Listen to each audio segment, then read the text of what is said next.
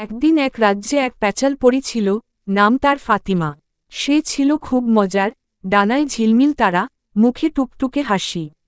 কিন্তু একটা সমস্যা ছিল, ফাতিমা কখনো নামাজ পড়ত না। সে বলতো, এর থেকে বড়, আমি তো পড়ি, আমি উড়ি। সময় কোথায় বসে থাকি?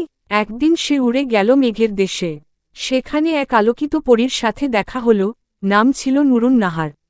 সেই পরী খুবই ধার্মিক, সব সময় নামাজ পড়ে, দোয়া পড়ে।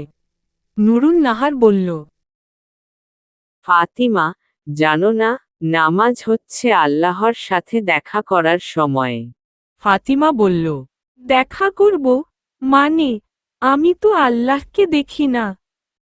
নুরুন নাহার হেসে বলল, ঠিক যেমন তুমি বাতাস অনুভব করো, দেখতে পাও না, তেমনি নামাজে তুমি আল্লাহর নূরের কাছে দাঁড়াও।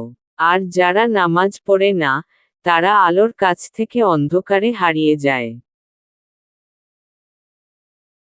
এ কথা শুনে ফাতিমার চোখ বড় বড় হয়ে গেল। সে ভাবল, আমি তো সবসময় আলোতে থাকতে চাই, তাহলে আমাকে নামাজ পড়তেই হবে। তারপর থেকে সে তার ছোট পরীদের নিয়ে নামাজ পড়ে, দোয়া পড়ে, আর হাসতে হাসতে বলে, এর থেকে বড়, উড়ব আমি, নামাজ নিয়ে জান্নাত পেতে দোয়া দিয়ে।